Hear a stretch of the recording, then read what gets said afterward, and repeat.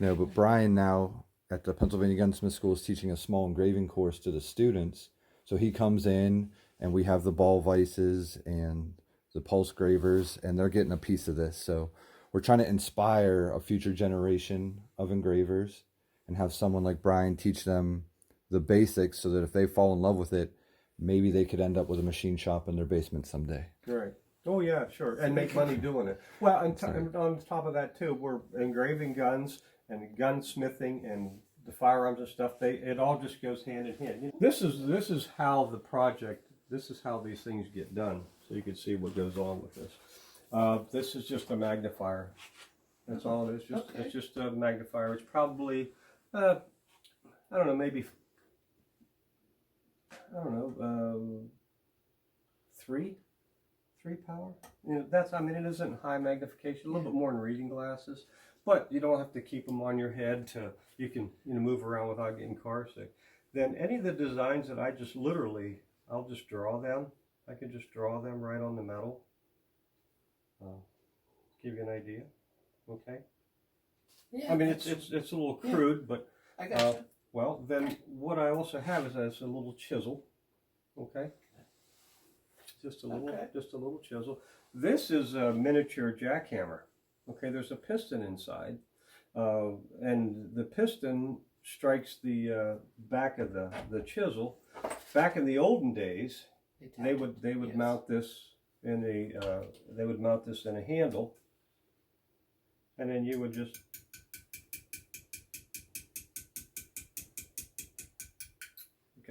so you can cut.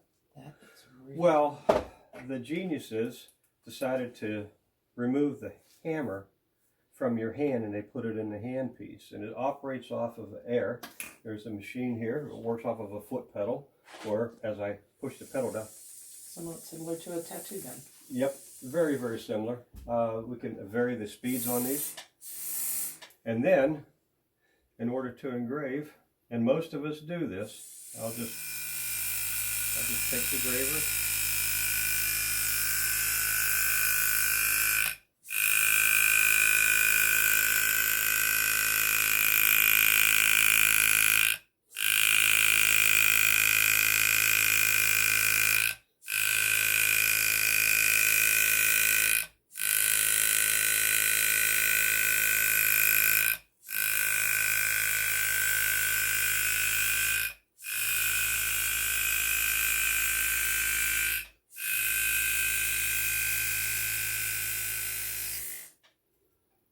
That is so cool. The reason why I start and stop is because I have a range of motion. Mm-hmm. Okay, as long as the machine is operating, it's cutting a straight line. So if I stop the rotation and the machine's still cutting, it'll cut a straight line, even slightly, until I can get the rotation going again. And then it'll leave flat spots and elbows on it. So this is a little more attractive. Use the same tool if I want to. If I can cut border work.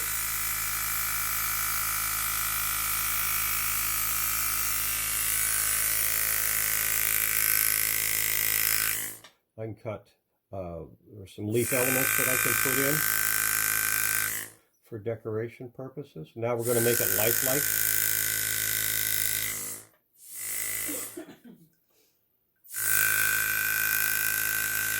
Can't tell he likes his job, huh?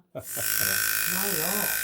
Well, and normally, believe it or not, I mean, I would take the time to draw this instead of just trying to do this by the seat of my pants, so it won't come out very well.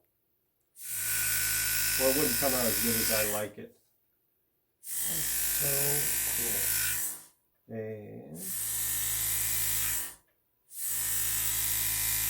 And yes, obviously I'm being a little bit hasty about it, but that's okay. Beautiful. Just trying to get the flavor for all of that. Look at that. Yeah, it's amazing. That is so cool. Okay.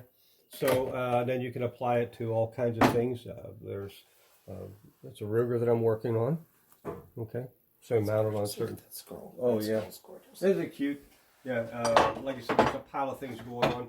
Here's another little fixture that I just made to hold the frame. And so I got a little area right here to finish engraving, and that'll complete the gun. I'll show you the rest of it over there. It's all in a bunch of pieces. But that was kind of neat, just from scraps. that I had laying around, or that I could find, from different places. They were going to dispose of it and throw it away, and machine it all, and that way it helps me hold it. This is the frame for that Wright Brothers gun that I showed you over there, and the fixture that I made for that, so to hold it on so I could engrave it.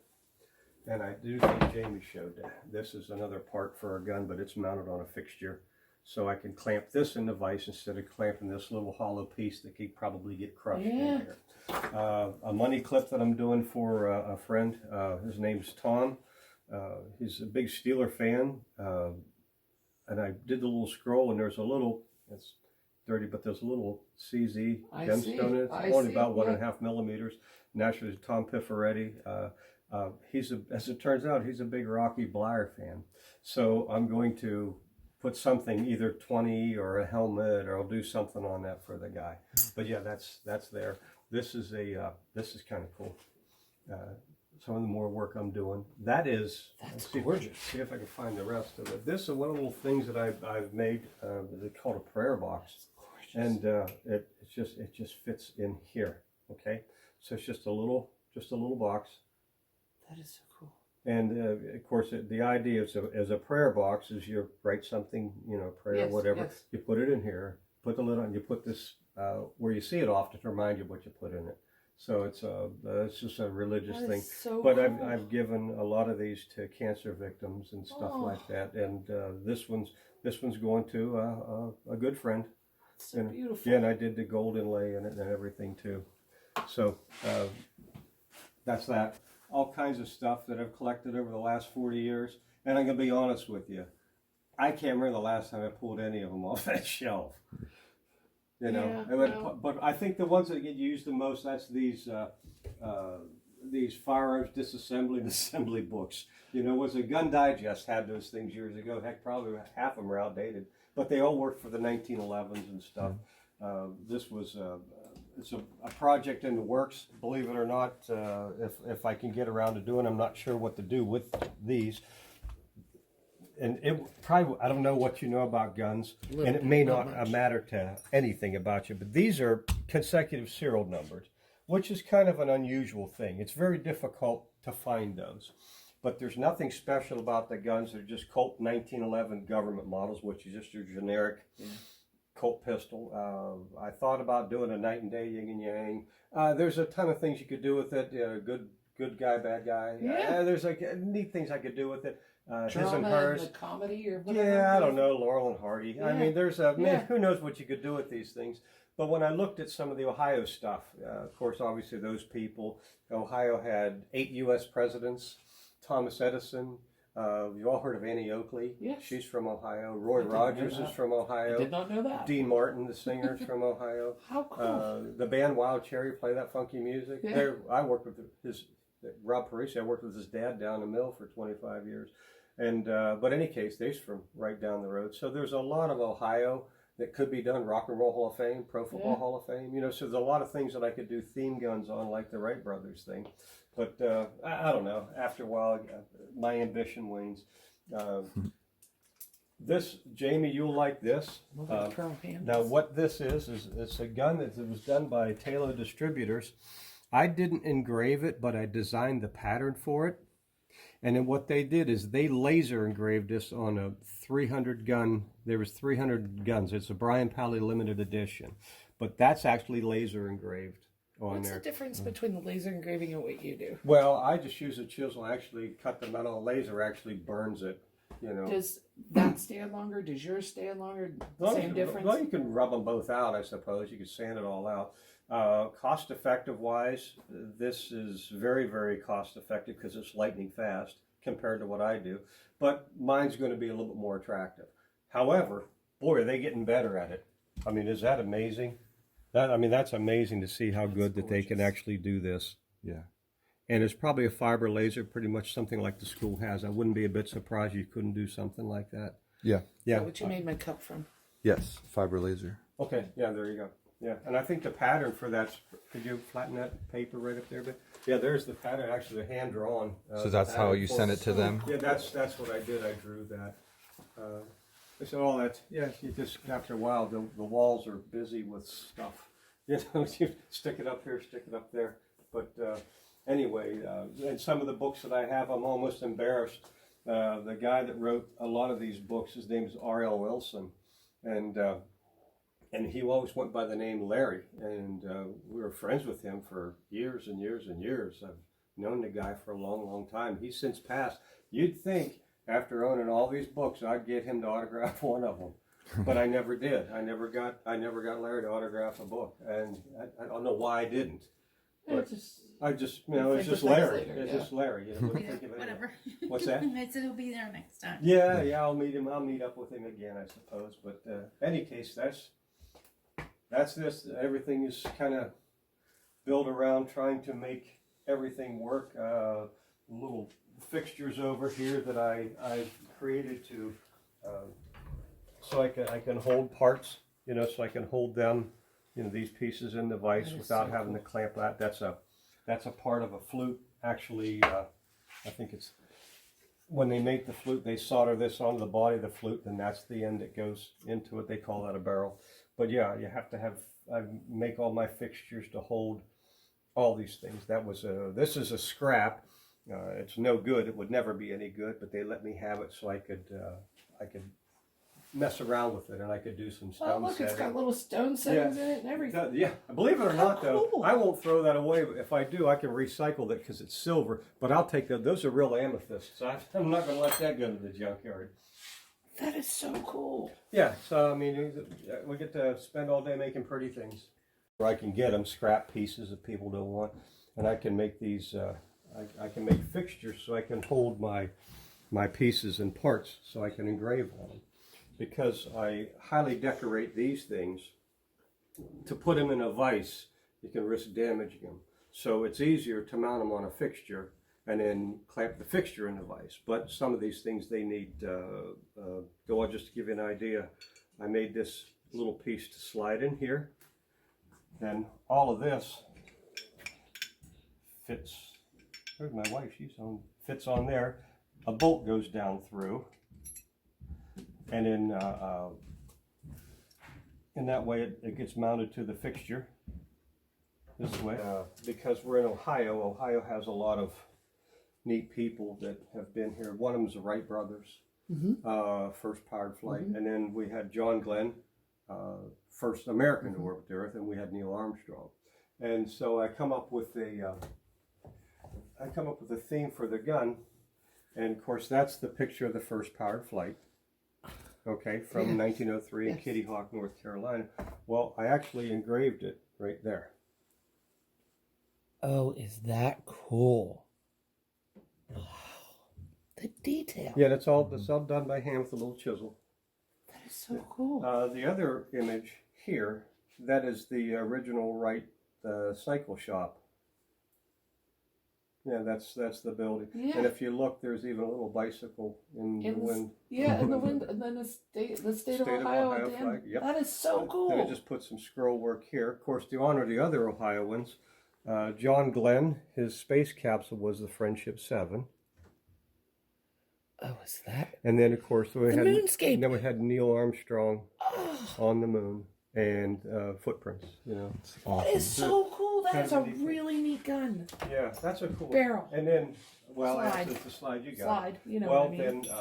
then I have the frame taken apart so I can engrave that a little bit. But I had a friend of mine. Her name's Sandy Brady. She does scrimshaw, and basically what they do, it's artwork familiar, yeah. carving that they do on ivory. Yes. things. Okay. Yes. So I had her. Oh. She engraved the portraits of grips. Orville and Wilbur on the grips that'll go on the gun. And then, of course, for this side, she put Neil Armstrong and John Glenn. So it's kind of a really, really nice looking piece. Really cool. Yep. And then I just have some other projects here. And that's sort of it. That's sort of it right there. That is very, very. I think I ran out of room in the safe for this one. Oh, here we go. Wow. Look. Oh my goodness, is that beautiful? The work. I mean, that's artistry. Absolutely. Yeah, and it's not just handguns. It's rifles too. I didn't engrave the scope rings. They came that way. No, That's awesome. But that was from this was from a hobbyist. Who's a doctor in the Army, and he made the stock. He did all the metal work on it, rebarreled it into 260 Remington, and it's an old Mauser action. I don't know nothing about if it's old or new or whatever, but it's a Mauser action. He made the stock. The guy paid me to engrave it, and he liked the gun. Went out and did some hunting with it. Then he had some shoulder injuries that won't allow him to shoulder a rifle anymore, but he can shoot handguns. So he was getting rid of a lot of his long guns. He says, boy, I'd just hate to put this in the shop, and see it hang on the wall someplace. He said it meant absolutely nothing to anybody except me. He said, would you like to have it back? Wow. Well, I knew what I charged the guy to do this. I said, well, I couldn't afford my own work. And he just said, no, I said, you can just have it. Wow. So he gave it to me. He gave it back to me. And I thought that was neat. And I went, and he wouldn't take any money for it. He just, nope. He said that was just a cool thing. So the stock work it's not bad for a guy that has absolutely no training. No, Zero. That's great. That's great. Yeah, he has no training. Gorgeous gun. Yeah. it really is beautiful. Gorgeous gun. So pretty. Very, very nice. Yeah, I know. Oh, I mean, I couldn't do that. I mean, I don't know how long it would take you to get to be even that good, just trying to figure it out on your own. And that's part of bringing engraving in and how it fits into gunsmithing. And they're doing stock work, they're learning barrel work, they're learning refinishing. To have a touch of all the fundamentals, all these different art forms, Right. turns them into real craftsmen. And hopefully we see this come out of the school someday. Yeah. Work like this. Yeah, that's obviously it's any of this kind of stuff. I don't know. How one person goes about learning to take a slice of a tree and make it into this thing, but they teach that at the school. And then some of the tricks that I've learned is I don't get the wood. Okay, I don't get this. I just get the metal pieces. Well, you want to make sure that the gold lines that you engrave aren't below the wood.